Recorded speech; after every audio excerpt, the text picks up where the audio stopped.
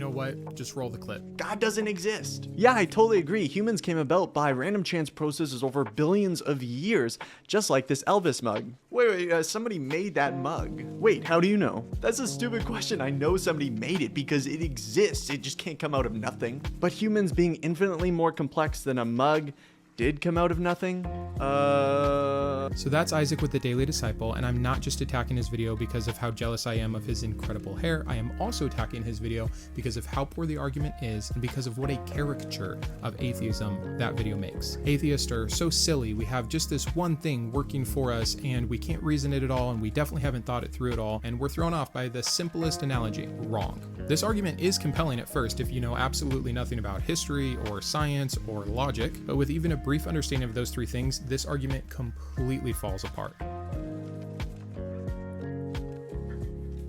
Welcome to Mindshift, I'm Brandon, and today I have another Saturday short for you. These are really quick episodes, comparatively speaking, so they'll be roughly about 10 minutes, and it just gives me a chance to reply quickly to something that I've seen recently on YouTube. Last week we did Cap Chatfield's video about being a hardcore atheist, and today we're looking at a video by Daily Disciple where we get a pretty common argument. As the writer of Ecclesiastes tells us, there is nothing new under the sun. That goes for his argument and for my response. This is definitely something that has been handled before, and there are many videos that break down this argument completely and very thoroughly, but I'm going to give you the highlights here along with some personal opinions and link a few of my favorite more deep dives in the description below. So what is this argument? Well, this argument first came from William Paley, and it is called the Watchmaker Analogy. There are many iterations of this. Again, this is something that is told time and time again, and it's usually done from a more fundamentalist perspective because I think you have to be pretty blind or at least willfully distanced from the idea of natural selection to even adhere to it. The other thing that I want to point out to Isaac, and I'm not sure if he understands this, is that an argument like this does not help with theism in general. At best, if it's absolutely rock solid, we have the need for a grand designer, a creator. That does not mean it is the Abrahamic God, and Isaac's channel is to help people be equipped to follow Jesus daily. So this has nothing to do with Jesus. This has nothing to do with the Abrahamic God. If you proved this, you would still be so far away from needing to know Jesus Christ as your personal Lord and Savior. But theist of any kind, like any argument that points to any creator in general, so he made it, and let's talk about it. First, it's just a bad analogy, and I had this whole other analogy planned out, and then I was reading through his comments, and one of them was really good, so I'm going to steal straight from that. This is like saying, this leaf is not green out of nature, it must have been painted because this house was painted green, and this leaf is way more delicate than the house. I love that, because it is that simple. This is a false analogy. You are trying to link a comparison just because two things share one trait,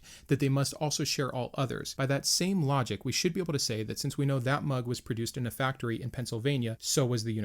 But that wouldn't follow, would it? Because it's a false analogy. It just makes absolutely no sense. Aside from the logic problems though, let's just talk about the elephant in the room, or at least the vestigial traits of that elephant. Point here being, Isaac and everyone else who makes this argument clearly does not know or does not believe in evolution. Instead of making a huge case for how evolution works and why we know that natural selection absolutely can create complex things out of simpler things, I'm just going to refer you to my favorite book on the topic, and that is Why Evolution is True by Jerry Coyne. This book was pivotal to me in finally understanding what was going on around me and why those arguments were so weak, since I was sheltered in a fundamentalist upbringing and had absolutely no belief whatsoever that evolution was true, could be true, etc. See, one of the things that's different between Isaac and myself is I have been where Isaac is. I remember thinking that that was a good argument. I now have gained additional information that allows me to know that argument is absolutely bollocks. It's just to say that I know how myopic the field of vision can be as a Christian who just wants things to be true. I know the social pressures that come into play. I know the restriction of information that happens. I know how easy it is to just be stuck with a belief system that is not backed up by evidence. And that's why it's so important for me on this channel to, even if it's been covered a million times before, state what I can state for anyone that happens to be here and has no other place that they're getting this information. Even though this comes across like one of the most compelling arguments in the case, and you can make a cute little skit about it where you laugh about how ridiculous it is that anyone would think of this, it's really one of the most fragile arguments for God's existence or a grand designer out there. This is why it's so amazing living in the day and the age that we do. Before we had a concept of natural selection, these arguments held way more weight. This is precisely why it is a God of the gaps issue. There's many things we still don't know, like how we didn't used to know about natural selection, but that doesn't mean you just insert God. I have a video coming up in the near future where we walk through a whole litany of histories talking about the things that were once attributed to God that we now know 100% happen of their own natural phenomenon. So anything that's still left over here, not that this argument has anything to do with that, we don't need to continue to evoke God there. We need to continue to be patient, and we need to continue to explore, to research, to create, to utilize the scientific method, etc. Science can't answer everything, and science so far does not answer anywhere near everything, but it has answered enough, and it has contradicted enough of some of these older claims that we can be certain about what is not true. And what is not true is that there is any case here to be made for a creator, and even if it does, that creator does not have to be of the Abrahamic God type. I am actually very, very open to the idea of a creator. I have absolutely no idea about the origins, the true origins that happened before the Big Bang, if we're in some kind of a cycle, if there's multiple universes, etc. I don't know, and I don't think we can know right now. But until evidence gets presented that shows why there would have to be a creator, or who that creator is, this is not a good enough argument to fill that gap. There's one really big point that I'm saving for the end here, but a few more fun points that we could talk about would be how bad this creation is. Wouldn't you judge the Watchmaker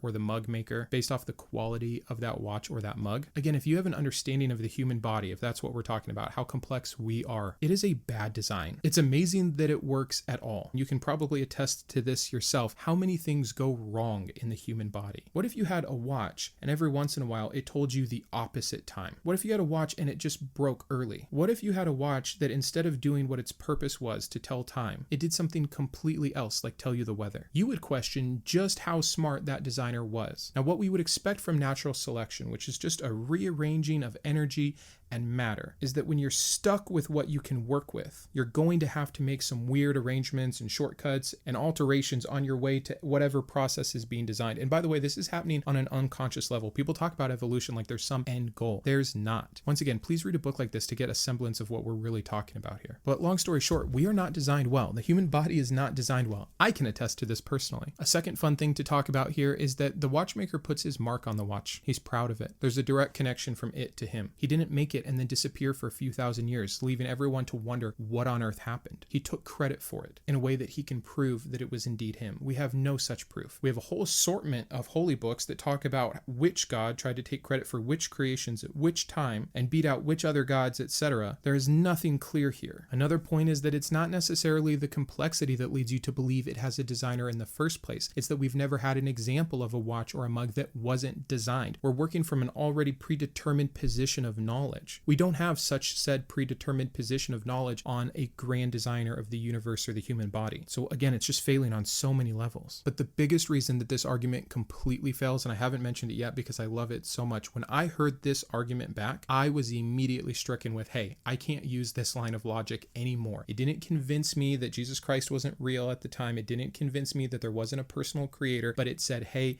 you can't invoke this kind of logic. And that is that it is a self-refuting argument. If I, a human being that is woefully made, stupid and ignorant of the Almighty, am so amazing and complex that I needed the Creator, that Almighty, how much more amazing and complex is that Almighty entity? Wouldn't that then mean they had to be created, and that entity had to be created, and so on and so forth? Where would it ever end? It's an unnecessary additional level of complexity. That ends the argument right there. And if you step past that to say, yes, but God is outside of time and space and all of these other things to get him to be the first cause, then you evoke special pleading, which is another horrendous logical fallacy. You cannot have your cake and eat it too with this one. You cannot say that we are so special we had to be created, and then say God is not that special that he would also need a creator, or that he's so special that he did not need a creator. That's ludicrous. Of all of the arguments out there that try to make a claim that God exists because of X, this one I think has to be the most dishonest. And dishonest in the sense that if you haven't thought through it that far, or you're not willing to apply that same logic to your God, an even more complex being, you fail. You fail at thought. You fail at reason. You fail at fairness. It's simply indefensible. So I will leave you with that. Again, my goal is to keep these short. There are a whole plethora of other things wrong with this argument. So if you know what they are, leave them in the comments down below. Let me know your favorite analogy or quip that completely destroys this argument. I'd love to have this be a place where it is all listed out. So if someone is honestly dealing with this and that is a meaningful argument to them and they're trying to understand it, they can come here, not just from my video, but from the collected group, understand how miserably this fails. So that's it for today. Thank you so much for watching. Stay tuned tomorrow where I have one of my favorite videos that I have ever made. It is on the invalidity.